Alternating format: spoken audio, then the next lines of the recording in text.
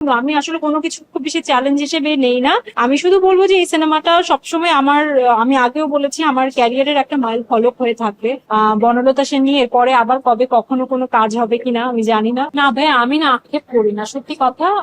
আমার হয়তো ওই বয়সটাও হয়তো একটা পার হয়ে গেছে, যখন আরো ইয়াং ছিলাম তখন ছিল একটুতেই ফ্রাস্ট্রেট হয়ে যেতাম, একটুতেই মন খারাপ হতো, বা এখন হয় না। ধরেন আপনার আক্ষেপ কখন হয় যে ইস ওই কাজটা যদি আমি করতে পারতাম। আমি মাত্র বললাম যে যার ভাগ্যে যে কাজ জুটছে সেটা তার ভাগে, এবং সেটা নিয়ে সবাই লাকি এবং সবাই খুশি, সবারই খুশি হওয়া উচিত। আমার কাজ দেখেও তো নিশ্চয়ই অন্য কারো আক্ষেপ হয়, তাই না? যে ইস ওই কাজটা যদি আমি করতে পারতাম।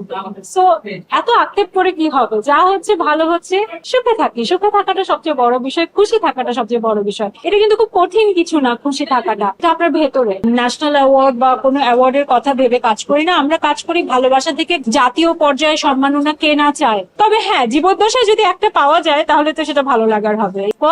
আমি খুবই কৃতজ্ঞ আমার টিমের কাছে যে তারা সেটা মনে করেছে, এবং যেহেতু ফিল্মের নাম ভূমিকায় আমি রয়েছে, হয়তো সেটাই মানানসই ছিল। কিন্তু আমি একটা জিনিস খেয়াল করেছি যে যখনই কোনো আমাদের নিউজ যেখানেই গেছে, প্রিন্টে হোক বা মিডিয়াতেই হোক, আমি দেখেছি যে আমাদের একটা চল আছে সবসময় ছেলেদের নাম আগে নেওয়া, মানে নায়কের নাম বলেন বা ছেলে আর্টিস্টের নাম আগে নেয়, তারপর হচ্ছে ফিমেল আর্টিস্টের নাম পরে নেয়।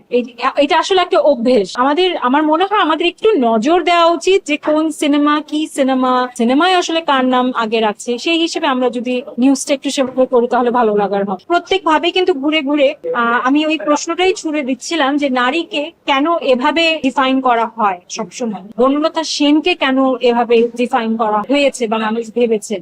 এই প্রশ্ন করার জায়গা থেকে আপনি নারী প্রধান ফিল্ম বলতে পারেন এটাকে, বাট এখানে আসলে আপনি যতজনকে দেখেছেন সবার গুরুত্বই অনেক অনেক আমি বলবো যে মানে সবাইকে খুব গুরুত্ব সহকারে প্রেজেন্ট করা হয়েছে। যারা আমাদের ফিল্ম দেখতে আসে সেই অডিয়েন্সের কাছ থেকে এই একটা রিভিউ আমাকে খুব বেশি আবেগ আপ্লুত করে, যখন তারা বলে যে এরপর থেকে বনলতা সেন কবিতা পড়লে আপনার ছবিটা আমাদের মাথায় আসবে। কারণ এর আগে তো এক একজনের কাছে এক এক রকম ছবি আসতো, হয়তো এটা একটা পাওয়া, এটা একটা অনেক বড় পাওয়া।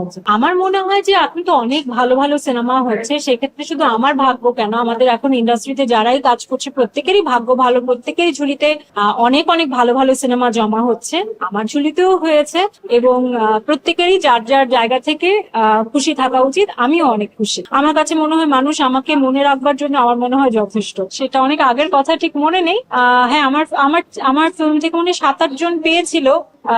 আমার পেলে হয়তো ভালো লাগতো, হয়তো একটু হয়েছিল না, না মানে অস্বাভাবিক না, না মন খারাপ নাও হয়েছিল, হয়তো অনেক আগে, আমার ঠিক মনে নেই, হতে পারে। অপেক্ষা করি, ধামাকা বলার মতো এখনো তো পরিস্থিতি পাইনি, যখন হবে সবাই জানতে পারবে।